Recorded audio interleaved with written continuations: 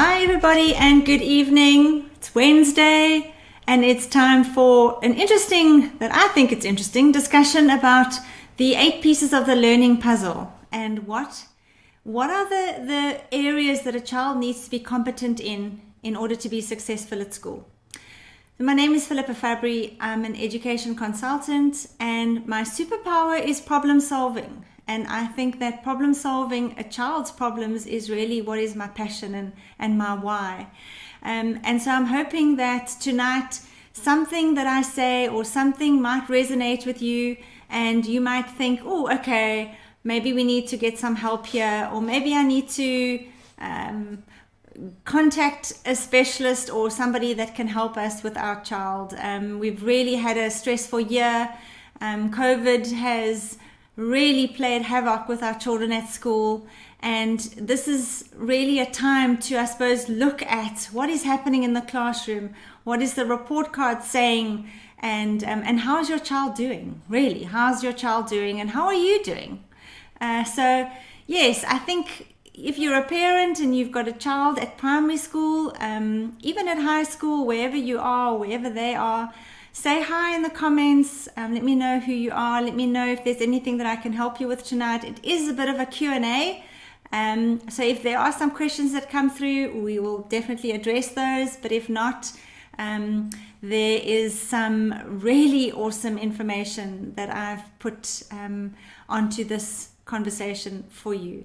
There's a back channel for comments or questions if you don't want to have your comment flashed on the screen. Those of you who have watched my stream before, there are comments that come up on the screen. I like to read them. I like to acknowledge who has sent them. But if you prefer not to have your comment on the screen, my WhatsApp number is on the screen now.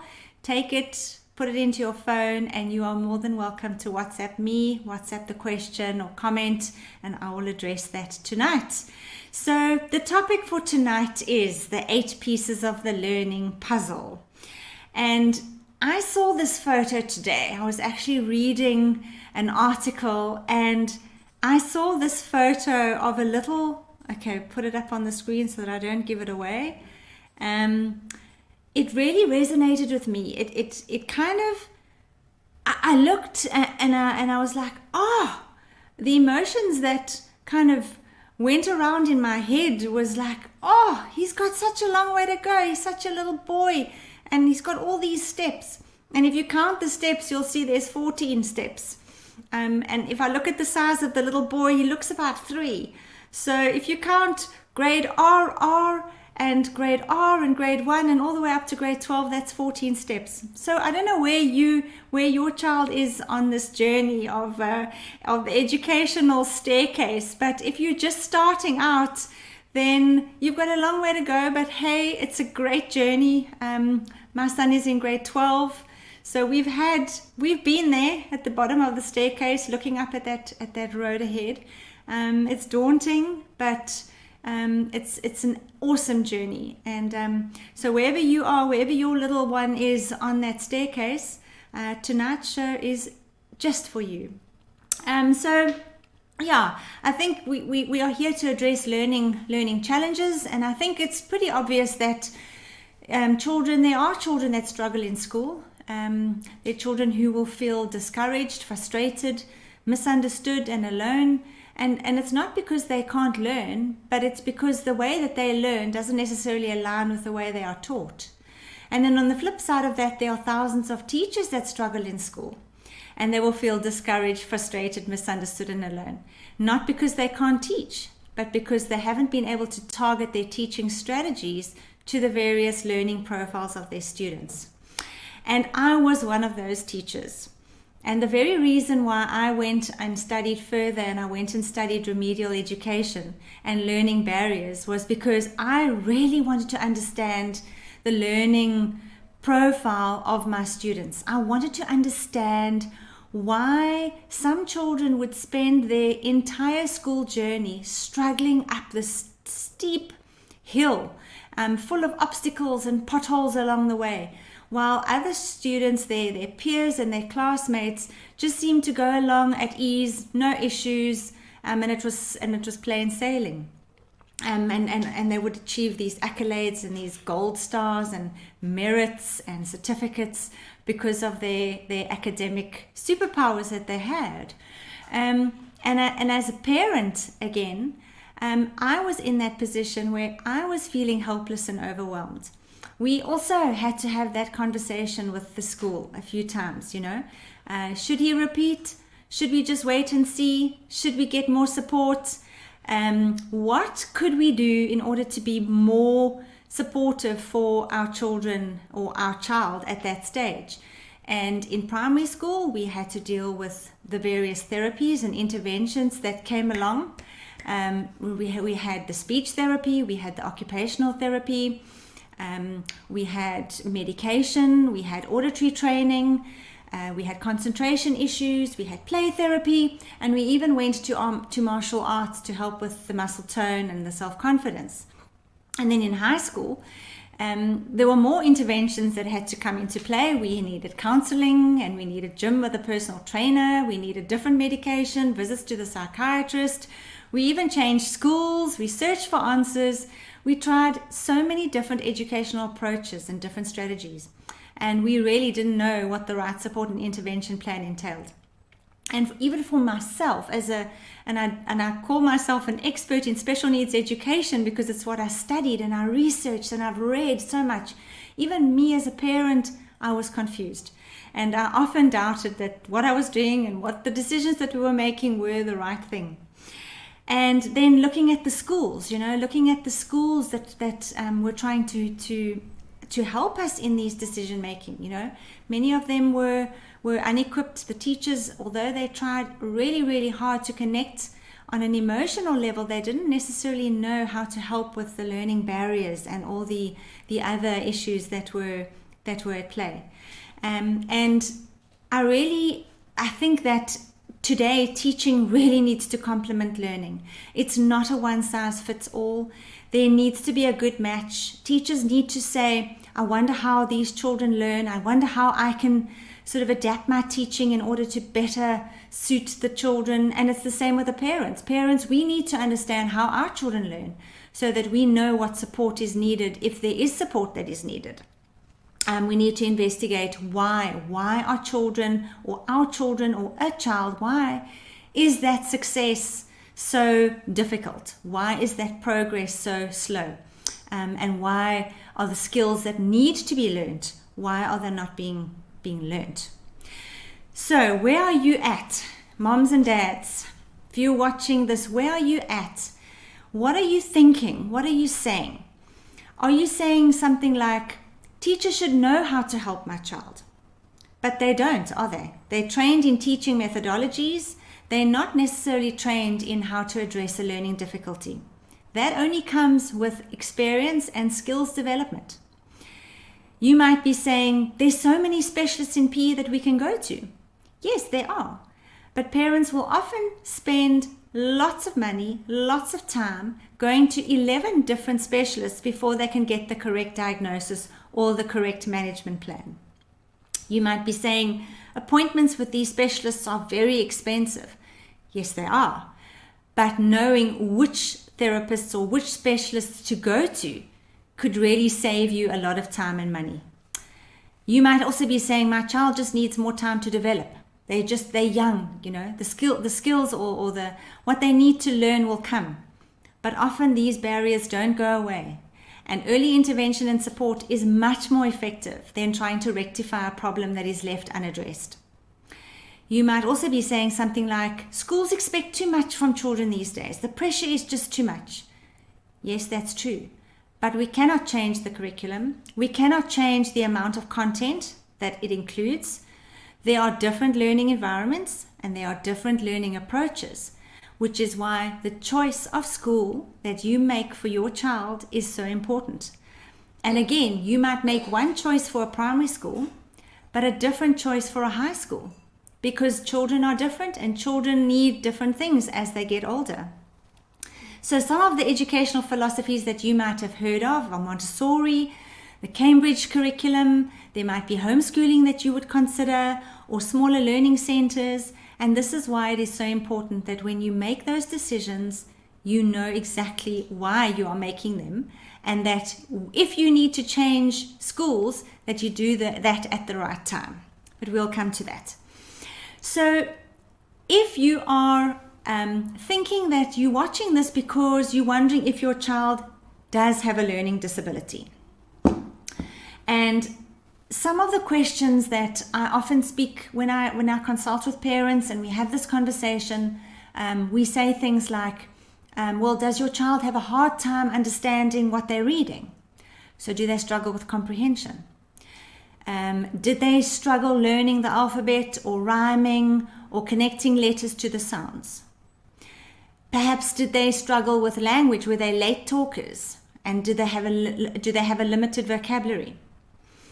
You might ask if your child has difficulty knowing where to begin a task or how to proceed from there. Does your child have a messy handwriting, or did they struggle to learn to hold a pencil and to do the movements of the writing correctly? Does your child have difficulty understanding instructions or following directions in class?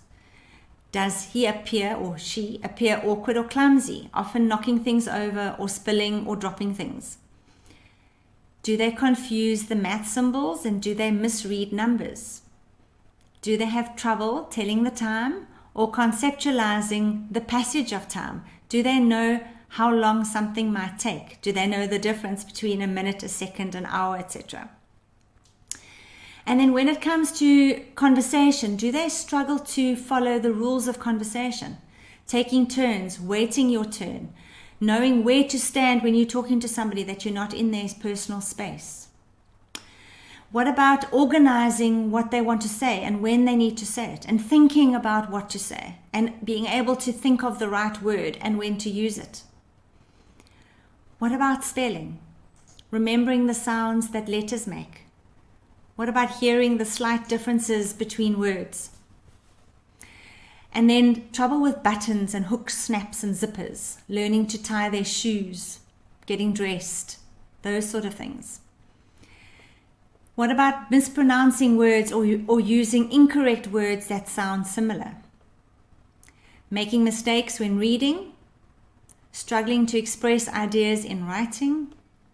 Do they have trouble telling a story or retelling a story in the right order? What happens first, then second and third?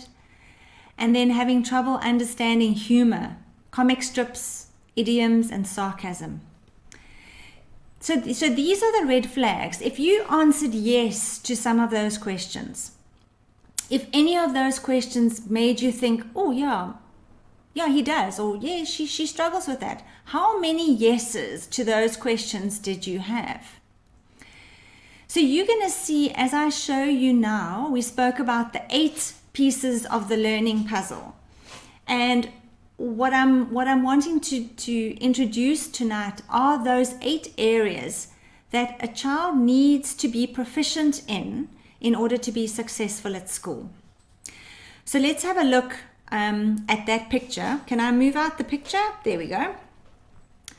So these are the 8 reasons, the 8 areas that a child needs to be proficient at school. Number 1, thinking with numbers, in other words, mathematics. Number 2, mastering the written word, so in other words, reading. Number 3, getting thoughts on paper, and that is written expression, expressing themselves in writing. Number 4, having control over attention, being able to focus and concentrate.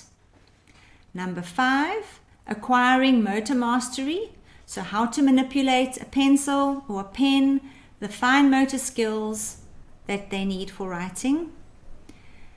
Number 6, understanding, producing and articulating ideas. That is really how do they communicate. Number 7, being organized and developing good work habits. So there we talk about executive function. And finally, number 8, their social skills and how they relate to others. Those are the 8 areas.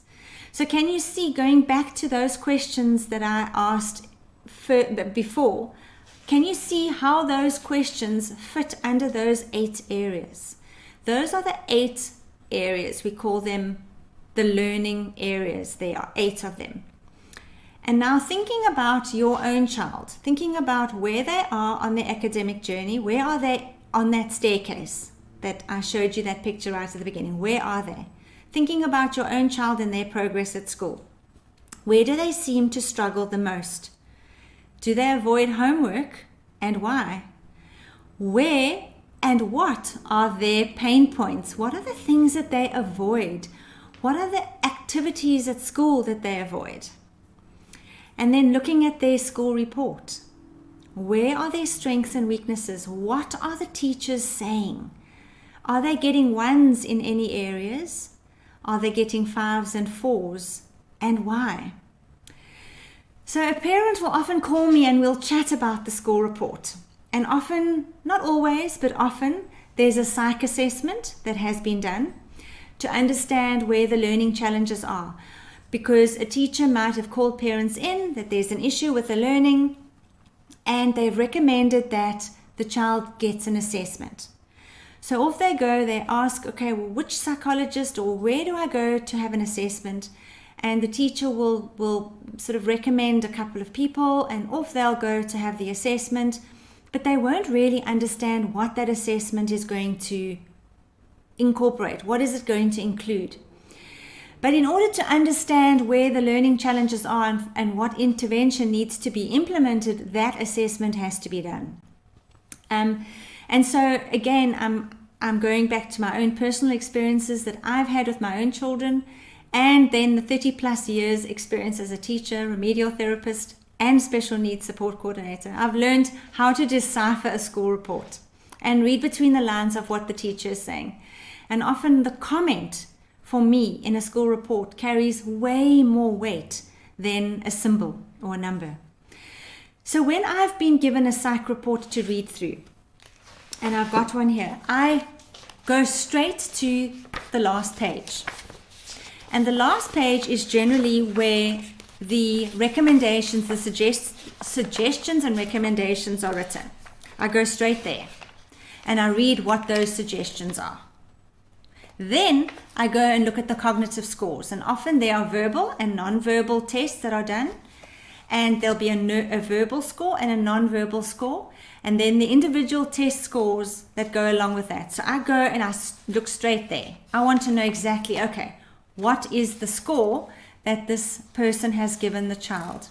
And then I go to the beginning of the report, which is really where all the background information is put.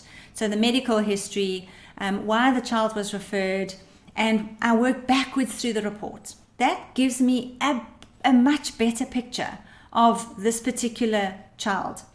It's a bit like forensics at a crime scene, where here's the scene, here's the issue, let's go and find the clues and leads that will help us to identify exactly what happened at that crime scene.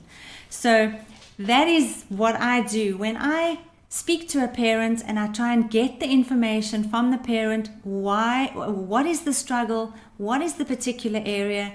We get the psych report in, we go through it with a fine-tooth comb, I look at the school report, and then I look for the evidence that points towards the best learning environment and the best support systems that a child might need, so that they can be given the best opportunity in order to thrive. And there are very different specialists that a child can go and see, and there are also very different therapists that the child can go and see. And it's important that parents know the difference between a psychiatrist, an occupational therapist, a physiotherapist, because yes, they all work with children, and yes, they're all trying to solve a particular problem, but what they do and how they do it are also very different. So whatever like I said, wherever you are with your child at the beginning of that process, where you are trying to now problem solve what are the pain points, or what is it that's keeping and holding your child back. I said 11 visits, sometimes up to 11 visits that a parent will have with a specialist trying to identify what is the issue with their child, which to me is a lot of time, not to mention all the money spent. So yes, as I said, it might mean a visit to the specialist, but let's make sure we start at the right one. It might mean also using medication. But again, let's not mess around. We know what we are dealing with, so finding the right treatment plan should be relatively simple. It might also mean therapy. But again, let's also ensure it's the right therapy with the right person. It might also mean changing schools. And again, let's avoid any unnecessary mistakes there. Like I said, it's okay to change schools, and sometimes it's unavoidable. You have to. But make sure that when you do change schools, you're changing for the right reason, and you're not just going to have the problems just following you along to the next school. So we start with the end in mind. So as a parent, and you're thinking about your own child, what do you envision for your child? What do you picture? And is it realistic? What is standing in the way? Are there things within your control? And are there things that are out of your control? Do you need help to draw up a proper plan of action to get from point A, which is the now, today, the present, to the end goal? And the end goal might be when they move out of home. The end goal might be when they finish primary school. The end goal might mean when they graduate from university or whatever. What is the end goal? What are you wanting? What do you envision for your child? What stage are you in as a parent? Again, are you problem solving still? Are you still trying to identify what are those problems? Or are you now planning? So you know what the problem is, and now you're planning, you're researching, you're looking, or are you juggling a whole lot of options and you're not too sure which one to go for? Are you advocating for your child? Are you in the advocacy stage where now you know what they need and it's up to you to get that support? And there again, you might need to get that support at school. You might need to get that support from a specialist or a practitioner or somebody that can help you.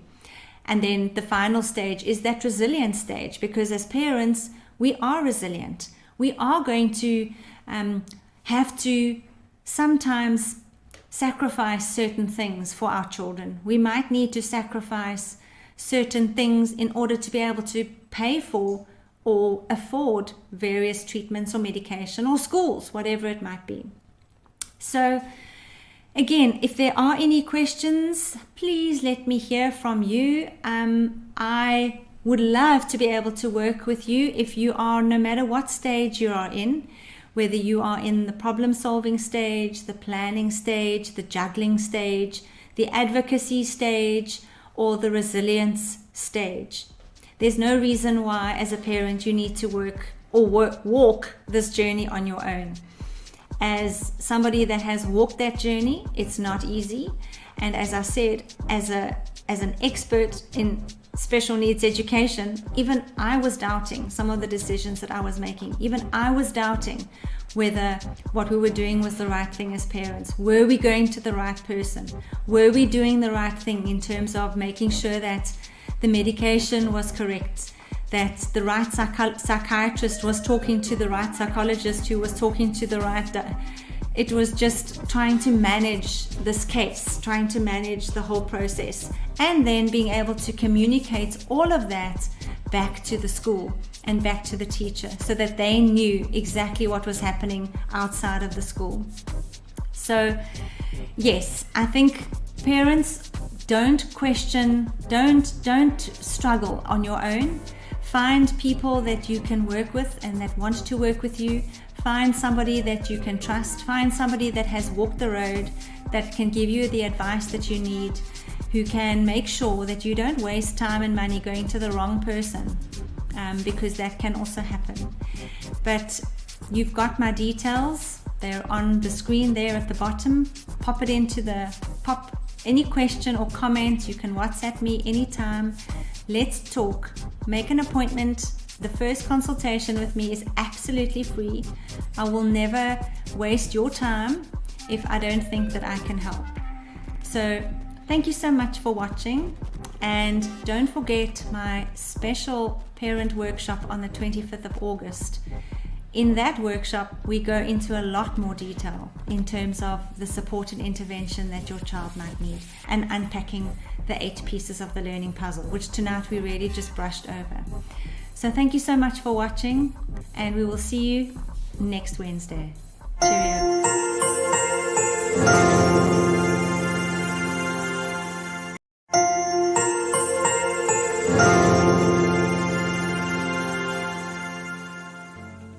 Average child who has a neurodiversity or a different ability will have 11 different visits to various practitioners until a proper diagnosis is provided.